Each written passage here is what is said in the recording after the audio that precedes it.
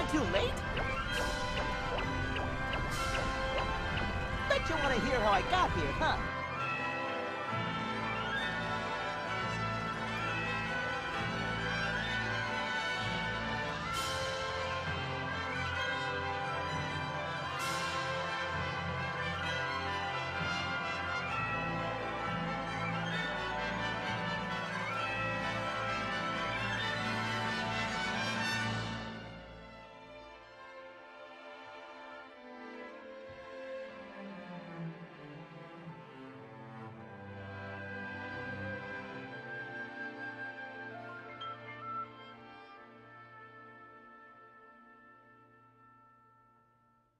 Hello, ladies and gentlemen. Jackson here today with my little brother Chubbz. What's up, everyone? And today we're going to be critiquing and reviewing the Secret of Mana Remake. There are definitely certainly things in this game that we felt could have been added, and things that could have been added pretty easily. However, I did not personally go into this expecting a complete revamp of the combat system. I think a lot of people did. I think a lot of people, because that's the thing, I think a lot of reviewers that are reviewing the Secret of Mana Remake are saying problems that are present in the first one that they all claim to have loved playing when they were young. So, with that in mind, we're not going to be critiquing the combat, because the combat has been the same as it was in the original. And just to make sure that we were 100%, we went back and we replayed through the old one after we had replayed the remake. And then we played the remake again. The only difference in combat is the omnidirectional aiming. Yes. It's not 4 points of aiming now, it's 8. So that, people are saying that's a problem. I'm saying it just adds a layer of difficulty there that wasn't there in the original. And it also, it does exactly what Square Enix said it would when they said that we would have updated gameplay. That there's more things than just that, to that extent. Another huge thing people are attacking, Chubbz, they're attacking the soundtrack. So just because we'd played through it, we loved it. I mean, I loved every single score. There was one, it was the one in the very first town, and I think that's the example a lot of people are pointing at. And the funny thing is when you go and like look at all these songs on YouTube, the remake version, just the official soundtrack video of it, just the song, you see the same comment on nearly every single fucking one of these. And it says, oh, They did all right with this one, but the rest of the soundtrack is butchered. And I read that on at least 4 or 5 different videos. I was like, how could they have, this song's all right, well, these 5 songs are all right, well, these ones are all right, but they butchered it. So I think most people played through it. They got to the first town, and that's where the judgment on the soundtrack is coming, because I'm not going to lie, like that first song in that first town, that weird little bagpipe effect, Yeah. at first is kind of jarring. It's not as good as the original one at first, until it grows on you. Yeah. So, you know, and besides that though, every single song I was like, this is the shit. I remember because I'd read all of these reviews before we started our playthrough of all these people just shitting on it. So, you know, this ruins everything the original one did good. This is, you know, demolish. And I was so confused while playing that game, wasn't I? I mean, I kept, me and Chubbz I was too. We were listening to the music and we were like, okay, we can see, you know, some of the complaints with a few of these songs, but at the same time, it's the exact same song. It's just the exact same melody. And it's even done and oversaw by the exact same composer. Exactly.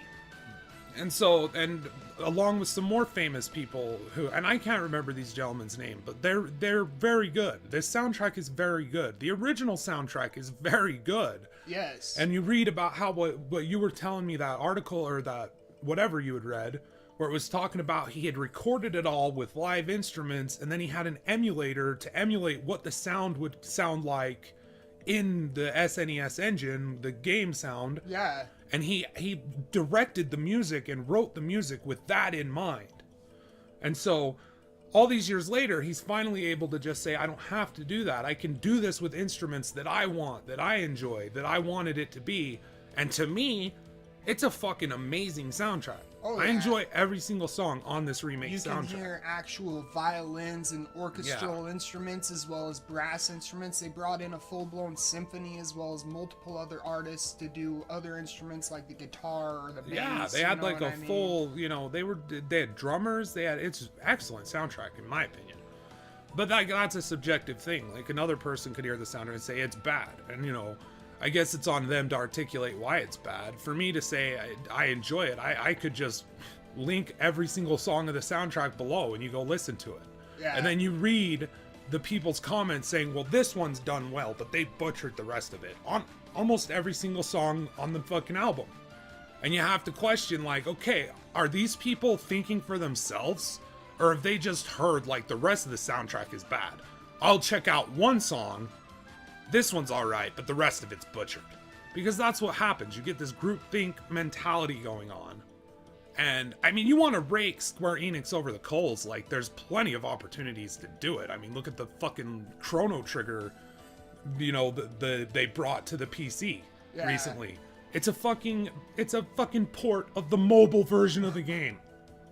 And some of it requires touchscreen controls to navigate, right? You want to fucking go after Square Enix, go after them where it matters. I don't feel like The Secret of Mana is one of those instances. They delivered on every single thing that they said in the press release upon announcing this game. Updated visuals. It definitely 100% has updated visuals. Updated gameplay. Improvements to gameplay. Well, they added the fucking ability for when you're flying on Flammy to see where you are. That's one. They added the journal entry, which tells you exactly what your current objective is. That wasn't in the old one. That's one of the reasons me and Chris never completed it. Because we got to the point with Flammy where it was like, go here, and we were going and landing and going and landing. We couldn't find it. And eventually we just stopped playing that night, and then we never picked it up again. Right? So that alone is a huge improvement in my eyes. They updated the rings. The rings are no longer tiny and around the character, and that's a complaint people are having. They're saying, I liked it better when the fucking ring was around my character, and it was so microscopic I could barely see what the fuck I was doing in navigating the menu. Right? Both those systems are not bad. I don't think the one around the character was bad, but I think the one on the whole screen is better, having the ring show up on the whole screen. Playing with you and Chris, it wasn't hard for me to understand who had pressed it. It didn't matter, because usually it was you or him casting spells. So you would use it, and I would see, okay, Udine, and he'd click on it, and then I'd see healing magic, and I'm like, Chubbz is doing it. Does it matter? Does it matter? It wasn't me, so it didn't matter. I didn't need to understand that it was Chubbz around him. Now, from the perspective of like, okay, you're a solo player, and you're bringing up the ring, and it's easier to see which character is selected. It's not a big deal, because you go, like I say, you can see on the bottom of the screen which character you're highlighting right now. Right? And then on top of that, when you go to the spells, you'll know who it is. Right? If it's offensive, it's probably the freaking sprite. Yeah, exactly. If it's a damaging spell, it's the sprite. If it's a fucking healing or a buff, it's the fucking prim. Yeah. Right? So that's the thing. I didn't find a problem with that. These critiques, I feel like, here's the thing. I think these critiques are coming from a place of people who never really played the original one more than a couple of hours on the classic SNES or just on a ROM. I don't think it's coming from people who played the original and loved the original and then grew up and then replayed this one. I would like to believe that someone in that situation would enjoy it as much as we did. Right. Because I mean, it was when the Wii, they had just started doing games on the store, and like Jeff bought us fucking Super Mario RPG, and I'd bought all the fucking Donkey Kongs, Gradius 3, like, and I was picking up all these old games that I had owned when I was a kid, and I was buying them on the Virtual Console. I was on there one time, and Chris was like, dude, you should get Secret of Mana. Me and Parch played that. It's like, it's so fun. It's multiplayer, same screen. And I was like, all right, let's get it. And then me and Chris started playing it, and you came in towards the end. Yeah. And so like, maybe as someone who played it when I was young and then played it later, maybe I would have a little bit more of, maybe the game just doesn't age well with certain people. Well, maybe because you were so young, you didn't remember it correctly? I don't know. Yeah, that's the thing, because when I played it, like I said, it's only been about 6-7 years ago. Right, when I started playing it. So that's that. I don't know. I can't presume to understand. Other than, in my opinion, a lot of these reviews, you read them and they're talking shit about things that are staples of the original.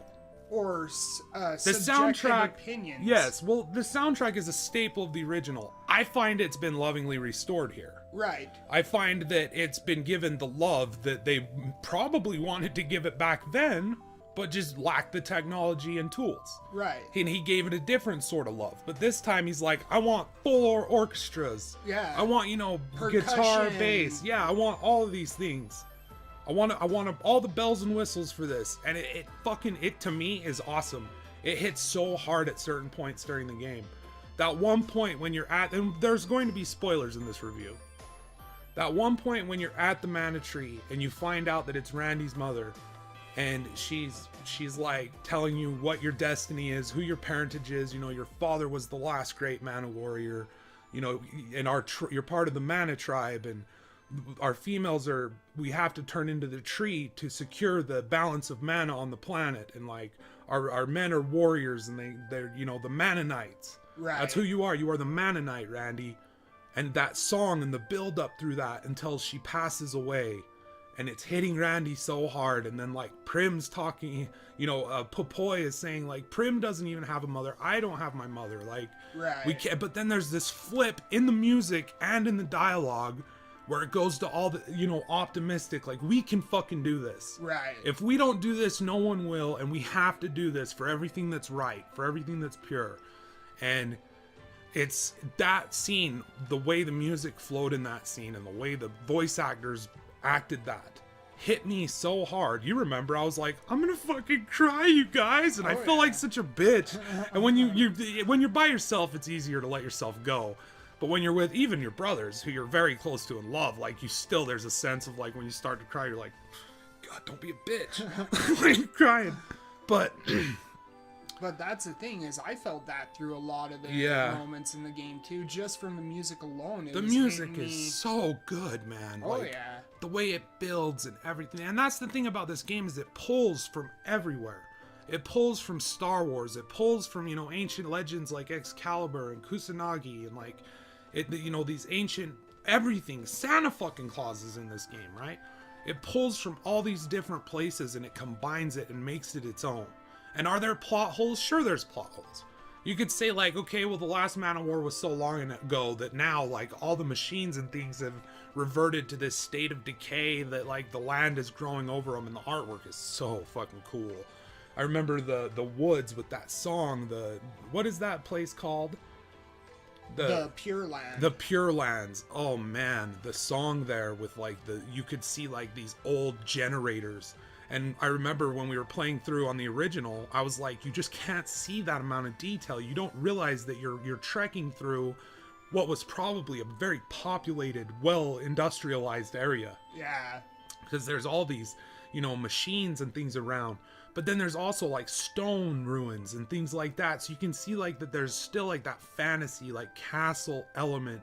Right. Even with all this machine, and even the Mana Fortress appears like kind of a medieval style castle with, torches and shit in the walls. And it's like this hugely advanced machine, but there's still like that science fiction twist to it, where it's like, and even though it's a castle, it's floating above the ground, and it's like slowly draining the mana in its own secret technology. Yeah, using it to push forward. And that's where you get into that theme that Square Enix oftentimes dances around. A lot of animes dance around it, and I think it stems back to the horror of World War II. Towards the end of World War II, when the nuclear weapon or the atomic bomb was the hydrogen bomb, whatever bomb it was, forgive me, there's too many fucking colossal murder tools for me to remember. But the thing is that it's the sort of thing that seriously does fucking hurt a culture. It hurts a people when it's, it's like thousands of fucking civilians. It's the sort of thing that leaves a mark. And the cyclical nature of things is there's peace, there's prosperity, but then war always looms on the horizon. And there's always, that villain that's there to try to fucking stomp out, and that's, in this game, Thanatos. Right. And his whole deal is he's just like a body jumper. He finds these perfect vessels and he jumps from body to body, and his whole long life has been working towards getting the fucking Mana Fortress. He's the one who killed Randy's father. Yeah, he's what I mean? He's the one who kills Randy's mother. Yeah. He's the one who destroys the mana tree at the end of the game. So it's like that it's such a good story that I would, if I had kids, I don't have kids, but if I had kids, I would have been more excited for them to play through The Secret of Mana with me and experience that story. These three young heroes who face adversity, loss, just horrible things happen to them. They never stop, you know, joking with each other. There's still that, you know, friendship and love there. Like Pupoi calls them bro and sis. Right. You know, they're like a family. You see Prim lose her fucking lover, her, you know, who she wants to be with and marry, Diluc. You see him take his own life to stop the succession of Thanatos and his, you know, taking over the next vessel. Right. He's like, I will end my vessel so you cannot inhabit it. And he stomps him enough that the heroes are able to kill him and stop Thanatos at the end. And it's all thanks to Diluc through self-sacrifice, giving up his own life so that Prim could, you know, and that's why the story is so good, is because it isn't afraid to take it to a dark place. Yeah. You know what I mean? And it's not afraid to show these heroes go through loss. And that's another huge difference between Japanese culture and American culture, is a lot of their kids' stories wouldn't even pass for kids' stories. Yeah, they're dark. You know, like Dragon Ball Z, for example, there's a lot of things that people talk about that were censored from the Japanese version to the American version, and it's ridiculous to go over all of them. That's like every great anime has been nerfed to shit coming to America, and other countries even more so. There's some countries that blur, I think it's Thailand, they like blur out the chest. Yeah. The chest of like the guys. It's weird. Because the guys aren't supposed, so it's like, a lot of cultures are weird. That might be the Philippines I'm thinking of, but there's somewhere where it's not weird, it's just different. Yeah. Like, they're just like, it's just a different culture. It's a different set of ideas, different set of ideals. Everyone, you know, you can't have one accepted fucking thing. It's never gonna be like that. We're all too varied as humans. Oh yeah. But this is the core lesson of this, is that like humanity conquers because of these heroes, and through self-sacrifice the entire way, like the entire journey. You just see the characters, not only your characters that you're playing as, but also side characters make sacrifices to propel you further along this path, where you're finally able to challenge Thanatos, then the Mana Beast, and like end the threat of, you know, the Mana Beast and the Mana Fortress in one stroke. Right. And that's so, as the Mana Fortress rises and becomes more powerful, the Earth, Gaia, balances it out by kicking out these great, terrible being monsters known as Mana Beasts. And you're forced to kill the Mana Beast, and in doing so, you know that Pupoi, your sprite friend, is going to have to vanish, and you're not going to see him again. And that's just that alone, and Pupoi knows that. Pupoi's like, and Randy's like, we can't kill the Mana Beast, because if we kill the Mana Beast, it's going to kill Pupoi. And Pupoi's like, no, like, it's fine. You know what I mean? I'll just be separated. I'll just be separate. And then it ends with her, like, they standing on the ledge, and they're looking out, and it's just the end, and you see them like longingly looking, and you can tell that the sprite misses their friends, and it still ends on like this sad note, but it's like a bittersweet sadness, because you get to see them, you know, save the fucking planet from the destruction that would be wrought, was wrought in the past, to end the evil, as well as the mana, which is like a huge source of where the evil's coming from, is because the evil is constantly trying to end the mana. So it's like, well, it's trying to control. It's trying to control the mana. Yeah, that's true. It wants to control the mana, and in doing it's kind of like Final Fantasy VII, kind of like that, where like the Earth's response to, I can't remember the fucking corporation in Final Fantasy VII. Shinra. Yeah, Shinra. The response to big corporations like Shinra that are just like gouging the planet and stealing all the mana or the magic or whatever it's called in that one, is like send monsters at it. You know, like, here's monsters, and it's a response to the raping of the planet of them. It's trying to balance itself out. Right. And so it's like a huge theme. And another thing you want to talk about, I just want to mention this, like how the voice dialogue enhances this experience. There's this point where you're in the temple by where Jacques is, and you're going and you're talking to those lights, those orbs, and you're actually hearing news broadcasts from the past. And it's this weird thing that I remember reading those in the original. We read them again. Right. That moment does not hit on the old game. You don't feel that sense of like, wow, like we're listening to an entire, these are the hundreds remnants. and hundreds of years, like this is their last moments of this last great civilization that had risen to power by exploiting mana and then was completely destroyed and crushed by the fucking mana beasts. Yeah. Whom your father saved.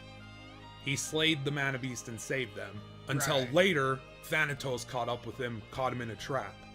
And that scene at the beginning of the game, you see that ghost hand you the sword. And later on when you're talking to your mother, the mana tree, and she's explaining to you that that was your father, that was his ghost. And I remember on our next playthrough when we were listening to it, I started to tear up. Because just having that knowledge at that point on the second playthrough that this is your father, and he like croaks it out. He's like struggling so hard, and all he can do is say, I give this sword to you. Yeah. I entrust it to you. Before his strength is gone and he fades. And you got to think about just how courageous an act is that. That little thing that you can be like, his dad struggled there as a ghost. Just struggled to keep himself together, to maintain his essence enough that one day he could bequeath his sword to his son. And his son could take it up and become the same hero that his father was. It's a really cool moment, especially when with that knowledge going in, like you said. It's a really cool moment. And there's a lot of moments in this game like that.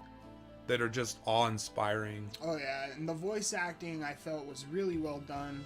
And but I would be more, I never finished this, but I would be more excited to show my kids this game than to show them the new Star Wars movie. I would rather my kids play this game and see these characters become these heroes through self-sacrifice and hard things that happen to them. Crises, emotional loss, just watching them get to this point where they save the fucking world.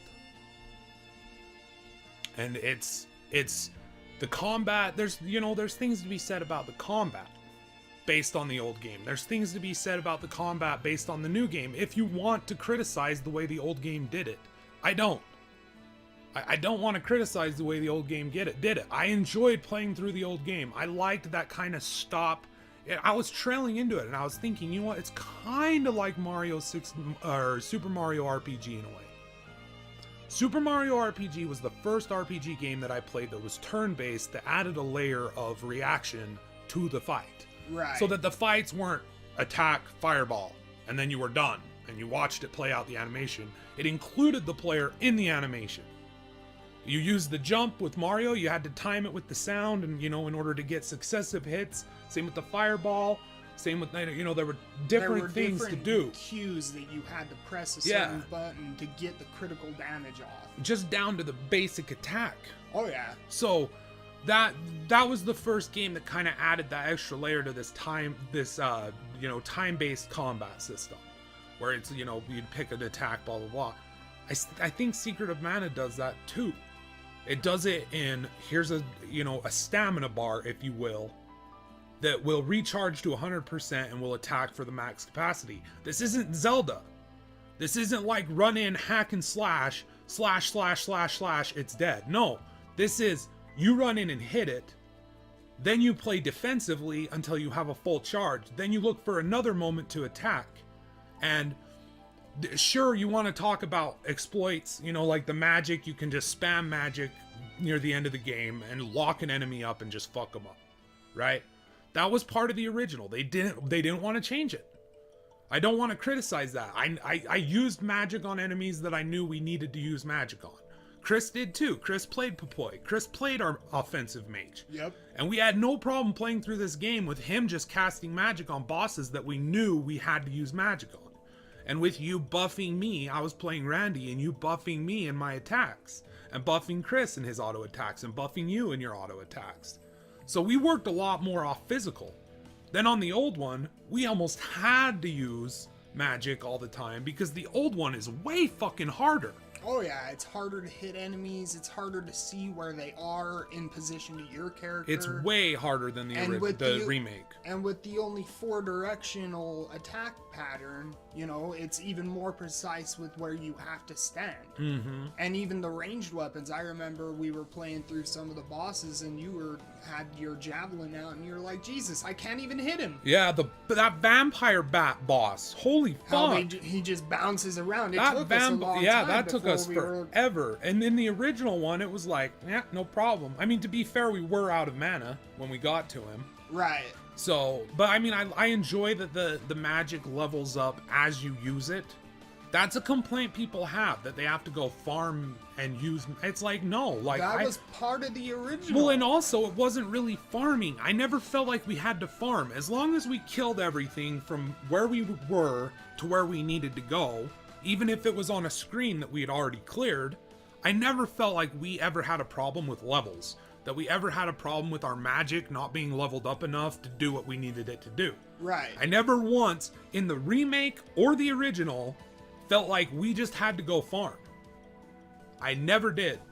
Now maybe if you're going for the trophies or whatever and you need to get whatever max level with the magic is, max level with the weapons, maybe you need to farm. But in order to complete this game and experience this amazing fucking story, these amazing fucking characters, the amazing voice acting, the updated cutscenes that add another layer of depth to it, you're not going to need it to just experience the game. You're not going to need to farm. We didn't need to farm. No. We never felt like we had to stop and just farm. At all. Never. And another thing that happens that people were complaining about is the fact that the enemies get knocked down, and they mention the fact that with the new polygons it's just awkward. But the original that was just had Jason charm. Schreier. Jason Schreier did not play the original Secret of Mana. But that's the thing with that is a mechanic that is present because, like you said, you know, you could wait until you hit 100% stamina and hit them, and that knockdown is there because you got the critical damage. You got the you got the max hit on them. But if you hit them at like 80 to 99%, like even if you're just 1% off and you don't get that full hit, it won't knock them down. Yeah, it won't knock them down. That's the game rewarding you for getting the critical hit. Exactly. For getting the most out of your damage bar that you can. And I don't think a lot of these people who are criticizing the game and taking it to task and acting like it's just they're beating the shit out of it. Like it's the worst remake ever. I think they're all full of shit. Yeah. I mean, I wish they had added the ability to add a spell to L1 and R1. Right. You can do that in solo mode. You can hot bind, an item or anything like that. In cooperative, you can. And that's one thing Chris said. He was like, because he was playing Papoy, and he was like, I really wish they'd let me, use L1 and R1 as a hotkey. Yeah. So that I could bind a spell to them that I'm using a lot in that area, and then I just wouldn't have to fucking open the menu, go to the spell. Did that ruin his enjoyment of the game? No, he enjoyed it all the way through. We all did. We all enjoyed it all the way through. And Chris played it when he was young. He played it with Parch all the time when they were kids. So, he had played through it all the way and almost beat it. He said he never beat it when he was a kid. I think it was just he moved or something. Right. So they never were able to beat it. But he said, he's like, I like it a lot. I like it a lot. It reminds me of the original one, but just better. And the art style is really nice. So that's the thing. That's why I personally, I don't understand what the fuck they're talking about. I think a lot of the criticism is from people who didn't really ever play the original one, who didn't really understand why. I mean, if you're complaining because the pixels are now polygons, and you're complaining because the music is now updated to full orchestral sound, then I don't think you understood the point of the first game. I don't think you understood the point of the remake. And I don't think... I think I would be more honored... I'm more privileged to have played this game than I am a lot of other games I've played. Oh, yeah. There's something special here. There's a beautiful story told. There's a beautiful soundtrack to complement that story and take you in the emotional moment with the ups and downs of the song and how it works and how it's laid out. And that's why this is a game that is actually a game where I heard it about the remake, and I was like, good, that is one that is actually Yeah. deserving. Because it's from all the way back to the SNES, you know what I mean? And not only that, but they are adding voice acting, they're updating the graphics, and they're adding cutscenes, you know? So that going from the original SNES is already a huge leap. Yeah. The whole point of remakes is to update it graphically, visually, voice acting, add some cutscenes, you know what I mean? To make it more modern than how it was back in the day. Well, that's the thing. But meanwhile, Shadow of the Colossus... But here's the thing. Yeah, It's Shadow of the Colossus is just brought forth visually. And I'm sorry, if you can't get a game that released on the PS2 running at 60 frames on the PS4, I'm just going to have to say that I'm not buying your game. I think that it's locked at 30 frames on the PS4 for a reason, and that's to incentivize people to buy the PS4 Pro. So I was excited about that remake, because I was imagining playing Shadow of the Colossus in 60 frames. Keep your fucking 4K textures. Keep your fucking fancy colors. I want my game to run smoother. I don't want to, and especially a game like Shadow of Colossus with the clunky ass controls. But they don't update that. They don't change the controls at all, right? But Shadow of the Colossus is a brilliant remake. Because it's visually, which, by the way, isn't that long ago that it came out. And it didn't look bad before. There were plenty of moments. I played that on PS Now. And there were plenty of moments where I was like, wow, this is a fucking good looking game. I wish it controlled a lot better. But that's the thing about it, is like they will, in the same breath that they praise the Shadow of Colossus, and the same where the Shadow of Colossus does nothing but update the visuals, right? It doesn't do anything else but update the visuals. That is it.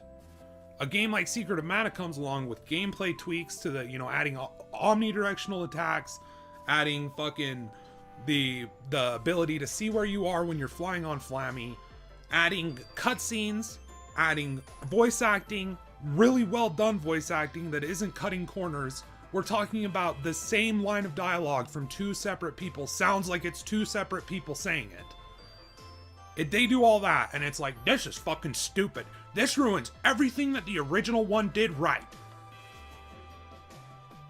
Now, did anyone complaining about performance?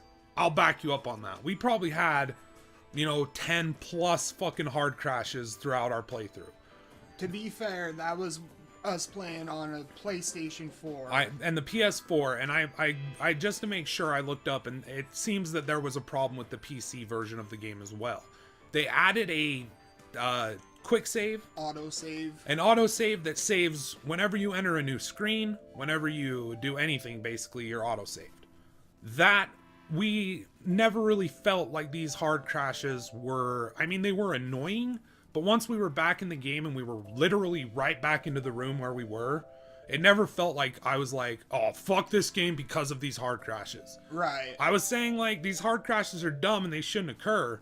But it wasn't like other games when it hard crashes and you lose fucking... Like, I remember the Assassin's Creed hard crashes, I was losing complete quests that I was doing. I was having to start the quest over and start at the beginning and go through all of the steps again. So, like, I don't know. To me, I feel as if the hard crashes, I can understand that being a problem for people, and I wish Square Enix would have ironed that out and made that better. But I personally didn't feel like it affected my overall experience of the game in a negative way. At all. Like, it was certain points there were problems with it, and they kind of snapped me out of the magic of the game and annoyed me that I had to, open the damn thing again, especially since it's a Sony, is a pile of shit. Yeah. Open the thing again, wait for it to load. But at the same time, it was those brief moments, and the rest of the journey was spectacular. The rest of the unfolding of this game and the tales told and the characters created, the voice acting, were laughing at Nico because he sounds like Bugs Bunny. Can I help you, Mew? Yeah. I can even save your game for Mew. I can save the game for you. Yeah, what's up, Doc? How you doing? Meow. But yeah, like that's there was humor in some of the lines, and in other it was like heavy hitting. Like, you felt like, oh fuck. Like, Thanatos was done really well. Like, he felt like a badass as he talked. Like, he felt like a competent, ageless villain that had been around for God knows how long. He felt like a puppet master. The king, he felt imposing. The king of the empire, when he's talking, he felt imposing. He felt like he spoke with the air of authority of a king. You know, Gemma was very wise sounding and just kind of had a soft edge.